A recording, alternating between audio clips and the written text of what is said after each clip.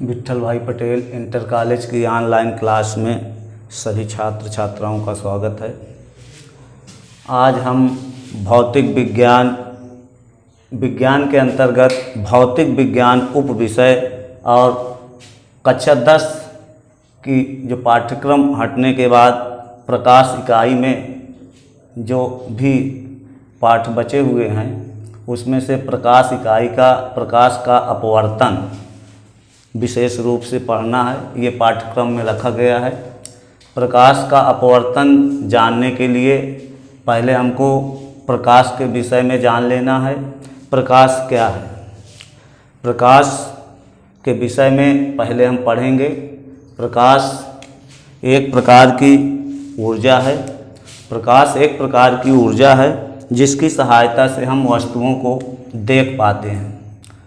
प्रकाश किस प्रकार से गमन करता है, प्रकाश के गुणधर्म थोड़ा देख लेते हैं। प्रकाश क्या है भाई? प्रकाश एक प्रकार की ऊर्जा है जिसकी सहायता से हम वस्तुओं को देख पाते हैं। प्रकाश के गुणधर्म। प्रकाश सरल रेखा में चलता है। प्रकाश क्या है? प्रकाश एक प्रकार की ऊर्जा है जिसकी सहायता से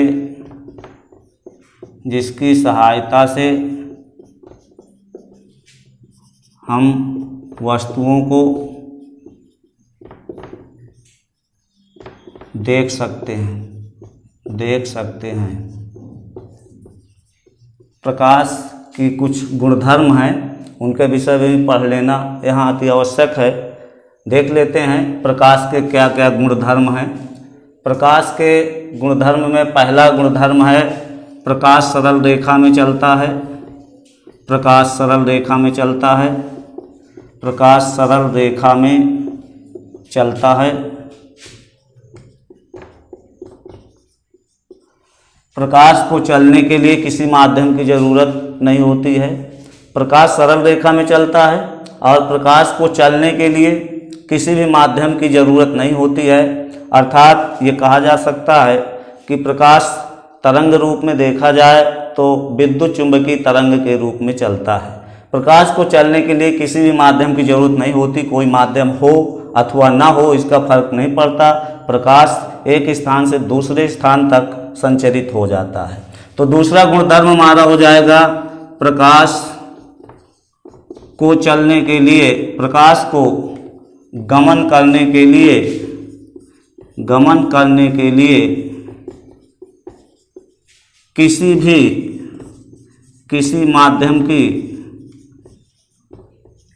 माध्यम की आवश्यकता नहीं होती है। प्रकाश निर्वात में सबसे अधिक गति से चल सकता है। प्रकाश की चाल निर्वात में सबसे अधिक होती है। तीसरा गुणधर्म है प्रकाश की चाल कहाँ पर सबसे अधिक होगी? निर्वात में। अब निर्वात थोड़ा जान लें। निर्वात है क्या? निर्वात ऐसा स्पेस है जहाँ पर वायु की अनुपस्थिति होती है। वह स्थान जहाँ वायु अनुपस्थित हो। वायु क्या है भाई? मिश्रण है विभिन्न गैसों का। तो विभिन्न प्रकार के वायु में जो कण हैं वो सब निष्कासित कर दिया जाए। जिस स्थान पर ये अनुपस्थित हो उसे हम निर्वात कहेंगे। तो निर्वात में प्रकाश सबसे तेज गमन करता है। निर्वात में प्रकाश की चाल सबसे अधिक होती है। कितनी होती है उसको भी देख लेंगे। 3.0 × 10⁸ मीटर प्रति सेकंड। तो इस पॉइंट में हम लिख सकते हैं प्रकाश की चाल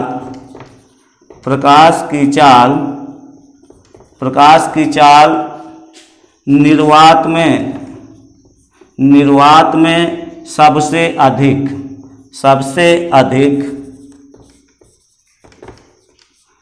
3.0 × 10⁸ मीटर प्रति सेकंड होती है। तो भाई यहाँ आप लोगों ने देखा निर्वात एक नया शब्द है। निर्वात का क्या अर्थ है? वायु अनुपस्थित स्थान, वायु ना हो, अर्थात वायु में जिस प्रकार के गैसीय कण हैं उनको वहाँ से निकाल दिया जाए तो वो स्थान को निर्वात कह सकते हैं। प्रकाश की चाल निर्वात में सबसे अधिक होगी। निर्वात में अब कितनी होती है? 3.0 × 10⁸ मीटर प्रति सेकंड। और इसके बाद हम इसमें कुछ और गुणधर्म देख लेते हैं। प्रकाश में जब दर्पण से प्रकाश टकराता है, किसी भी चिकनी सतह से टकराता है, तो उसमें मुड़ने का गुण होता है। दर्पण उस प्रकाश को, आ रहे सरल प्रकाश को दूसरी दिशा में मोड़ देता है। इसको हम ऐसे समझ सकते हैं, अगर ये हमारा समतल दर्पण है और यहाँ पर एक हम ये अभिलंब खींच लें, प्रकाश किरण ऐसे इस प्रकार से दर्पण पर आपतित हो गिरे, चलते हुए प्रकाश किरण ऐसे आए तो दर्पण इसको ऐसे रिवर्ट कर देता, मोड़ देता है। ये घटना प्रकाश की परावर्तन की घटना है। इसका हमें अध्ययन नहीं करना है, हमें अपवर्तन पढ़ना है, लेकिन जानना जरूरी है।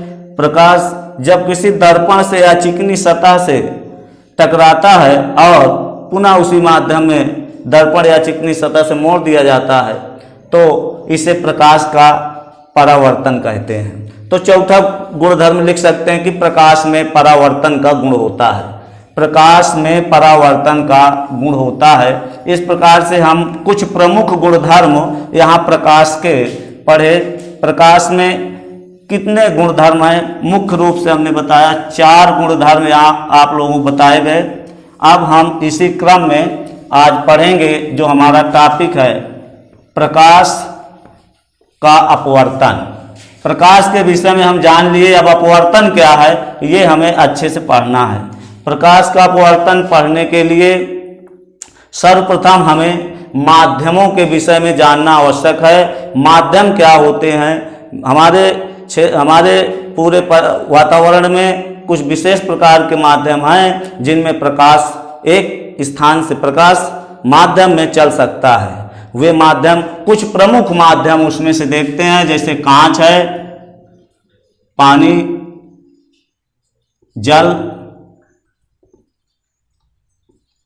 जल में ये हमारे कुछ भौतिक विज्ञान प्रकाश के अंतर्गत पढ़े जाएंगे माध्यम।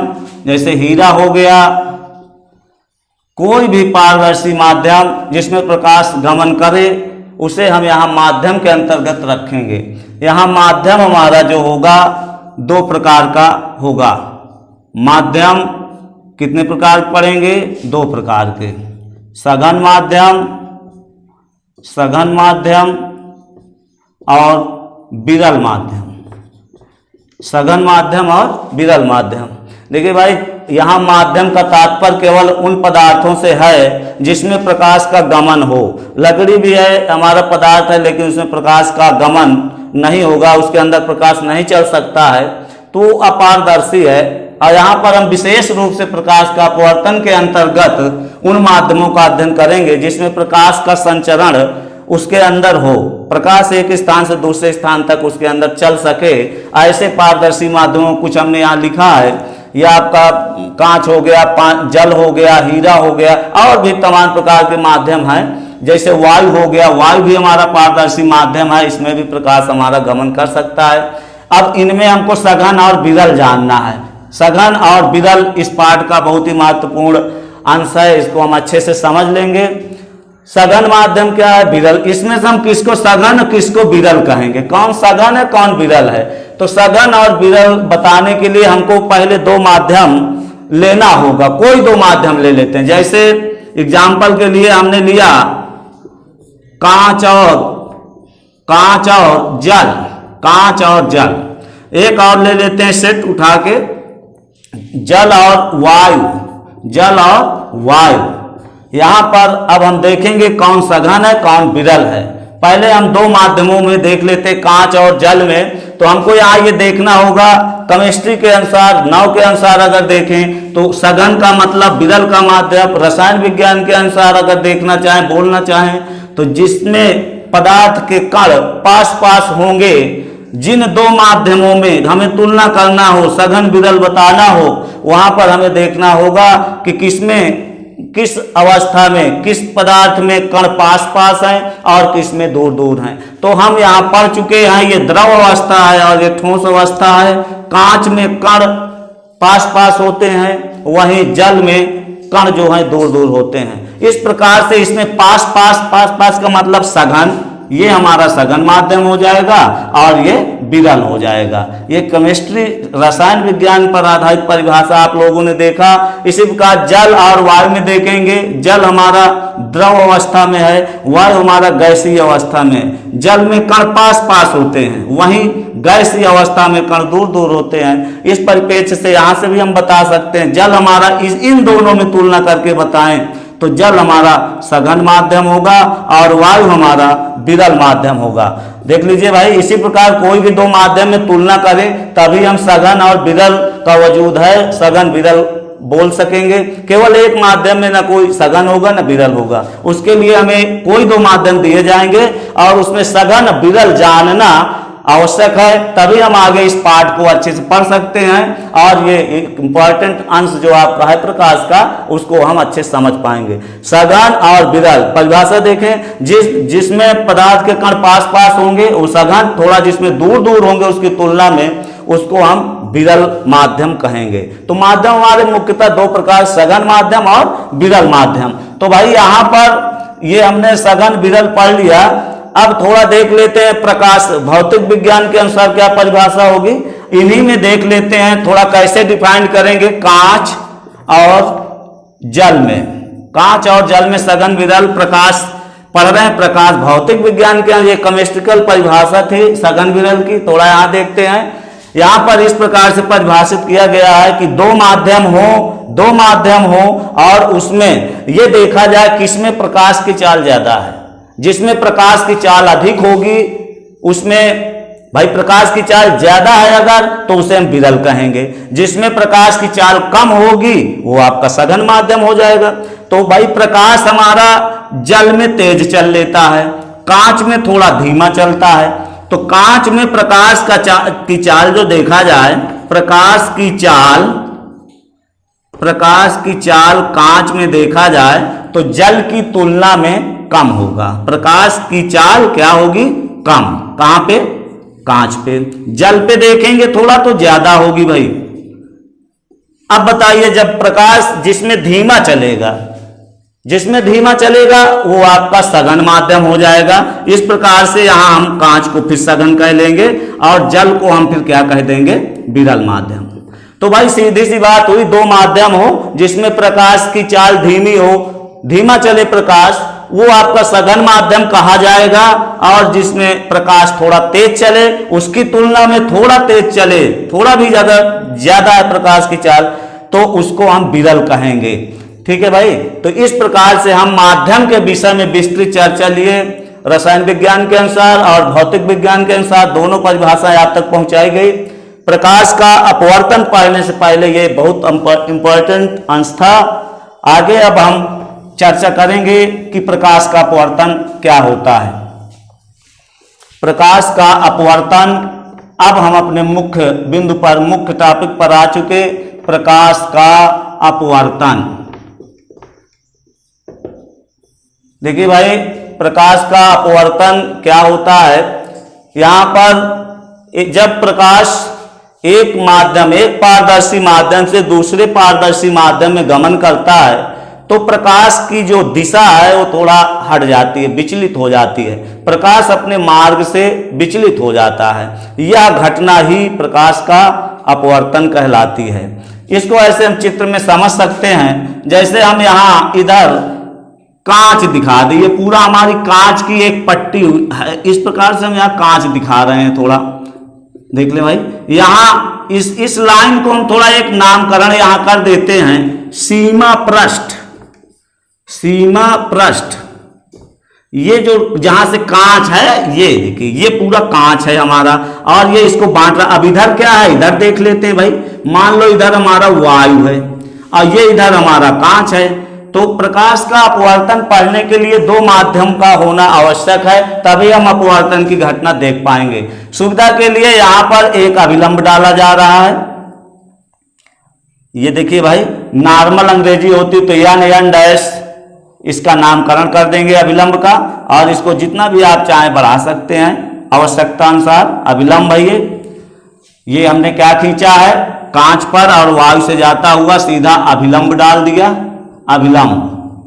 यहां पर प्रकाश की किरण, देखिए भाई इधर वायु है, वायु में हम प्रकाश किरण को ऐसे गमन कराएंगे इस प्रकार से सीधा बिल्कुल, और यहां पर ऐसे ये आपतित होगी। ये प्रकाश किरण इधर से आ रही है, प्रकाश इधर से आ रहा, वायु में होते हुए आ रहा है, और ये ठीक पारदर्शी है। इधर अब ये सीधा ना जाके बिल्कुल ये दिशा को न जाते हुए ये थोड़ा इधर मुड़ के चला जाता है।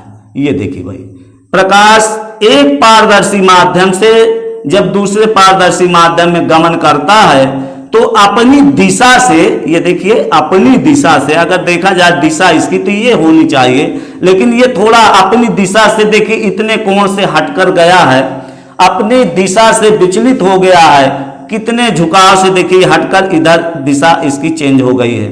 तो ये घटना मतलब एक पारदर्शी माध्यम से दूसरे पारदर्शी माध्यम में जब प्रकाश हमारा गमन करता है तो निश्चित रूप से अपनी दिशा को बदल देता है, अपनी दिशा से थोड़ा विचलित हो जाता है। यह घटना ही प्रकाश का अपवर्तन कहलाती है। प्रकाश का अपवर्तन में कुछ प्रमुख नाम है, बिंदु है, उनको जानना आवश्यक है। ये तो हमारा अभिलंब हो गया, और एक ऐसी रेखा खींचेंगे जहां से ये बताया जा सके कि इधर यहां तक कांच है और ये इधर क्या है, वायु है। तो एक माध्यम हमारा मीडियम जो हुआ वायु हुआ, और एक इधर हमारा देखो भाई कांच हो गया। अब इसमें थोड़ा सघन विरल जान लेते हैं, वायु और कांच में कौन सघन कौन विरल। अभी हमने बताया कांच हमारा सघन हो जाएगा, और वहीं वायु हमारा कैसा माध्यम हो जाएगा भाई, विरल माध्यम हो जाएगा, विरल। तो अब हम इसको कैसे बोल सकते हैं, थोड़ा देखें। अपवर्तन, प्रकाश का अपवर्तन क्या है, लास्ट बार देखें। जब प्रकाश एक पारदर्शी माध्यम से चलते हुए दूसरे पारदर्शी माध्यम में गमन करता है तो प्रकाश अपने मार्ग से थोड़ा विचलित हो जाता है। यह घटना प्रकाश का अपवर्तन कहलाती है। और ये सघन और विरल के हिसाब से बोले अगर इसको, तो हम दो प्रकार से परिभाषित कर सकते हैं। किस प्रकार से बोलेंगे भाई, देखिए सघन और विरल के परिप्रेक्ष्य में, यदि प्रकाश किरण विरल माध्यम से सघन माध्यम में जाए, विरल माध्यम से सघन माध्यम में जाए तो ये अभिलंब की ओर झुक कर जाती है। देखिए भाई ये अभिलंब है हमारा, और अभिलंब की ओर ये प्रकाश किरण झुक कर जाएगी। इसका दूसरा चित्र अगर हम देखें, फिर से एक बार सुन लें। यदि प्रकाश की किरण विरल माध्यम से सघन माध्यम में गमन करेगी तो प्रकाश किरण जो झुकेगी अभिलंब की ओर झुक जाएगी। किधर झुक के जाएगी भाई, अभिलंब की ओर झुक कर चली जाएगी। इस प्रकार से इसका दूसरा चित्र अगर हम इसका उल्टा कर दें, कांच हम इधर ले लें भाई, अगर इधर कांच ले लें और अभिलंब डाल लें इस प्रकार से, इधर वायु कर दें इधर कांच कर दें, तो देखिए क्या होगा भाई, कांच हमारा, फिर देखो यहां लिख देंगे सघन इधर हो गया, विरल इधर हो गया, उस चित्र का उल्टा हो गया। तो क्या हम देख पाएंगे, अगर कांच से होते हुए वायु में जाएगी प्रकाश किरण तो देखते हैं थोड़ा क्या स्थिति होगी। ये देखिए प्रकाश किरण कांच में चलते हुए जा रही है, और ये हमारा अभिलंब है, सब में लिख दिया करेंगे अभिलंब है। और जब ये अब अपनी दिशा थोड़ा छोड़ के इस बार ये थोड़ा अभिलंब से दूर हटकर जाएगी, इस प्रकार से देखिए कांच से चलते हुए, ये पूरा कांच की पट्टी है भाई, इस प्रकार से रखी हुई इतनी मोटी पट्टी है कांच की, और यहां से प्रकाश किरण चलते हुए, और जब ये वायु में जाती है तो देखिए भाई अपनी दिशा से थोड़ा हट गया, मुड़ गया, अपनी दिशा से विचलित हो गया। ये घटना ही अपवर्तन कहलाती है। यहां पर ये दूसरा चित्र कैसे बोलेंगे, जब प्रकाश की किरण या प्रकाश सघन माध्यम से विरल माध्यम में गमन करेगा तो अभिलंब से दूर हटकर जाएगा। प्रकाश की किरण सघन से विरल में जाएगी तो अभिलंब की ओर न झुक के बल्कि अभिलंब से दूर हटकर जाएगी। यह पूरी संपूर्ण क्रिया ही प्रकाश का अपवर्तन के अंतर्गत आती है। इसमें कुछ नामकरण है, उनको भी देख लें, एक बार क्रम से देख लेते हैं। इसका नाम अभिलंब, और इसका नाम भी आपका होगा जो प्रकाश किरण चलते हुए आएगी, आपतित किरण। आपतित किरण इसको हम आपतित किरण कहेंगे। और ये अभिलंब के साथ जितने झुकाव पर भई आएगी उस कोण का नाम हम रखेंगे आपतन कोण। आपतन कोण क्या नाम देंगे भाई? आपतन कोण। आई से प्रदर्शित करेंगे तो ये आपतन कोण हो गया। और अभिलंब, ये इधर जितना आपका अभिलंब के साथ कोण बनाते हुए जाएगी उसे हम कहेंगे आर। अपवर्तन कोण, क्या नाम देंगे भाई इस कोण को? अपवर्तन, अपवर्तन कोण। अपवर्तन कोण आर नाम दे देंगे। यहां पर सारी चीज देख ले। एक कोण ये बच रहा है भाई, जितना अपने दिशा से ये रोटेट होगी, कोण छोड़ कर जाएगी, उसे कहेंगे विचलन कोण, डेल्टा। क्या नाम देंगे? विचलन कोण। विचलन कोण। इस प्रकार से यहाँ के सभी, और इसको मैंने बता ही दिया कि ये हमारा सीमा पृष्ठ होगा। सीमा पृष्ठ का मतलब है कि ये बाउंड्री इसकी निर्धारित करता है। इधर कांच है, ये यहाँ तक कांच है, इधर फिर वायु हो सकता है। मोटाई और होगी तो कांच हो सकता है, लेकिन इधर नीचे कांच नहीं तो फिर वायु हो सकता है, जल हो सकता है, कोई भी अन्य माध्यम हो सकता है। लेकिन यहाँ पर देखा जाए तो इधर वायु है और इतना ये हमारा कांच है, और वायु से जब कांच में गया है तो ये देखिए अभिलंब की ओर झुक गया है। इसमें देखें इसी प्रकार से कांच से वायु में गया तो उसका उल्टा हो गया, ये थोड़ा अभिलंब से दूर हट कर गया। संपूर्ण जितना अभी तक हुआ ये प्रकाश का अपवर्तन है।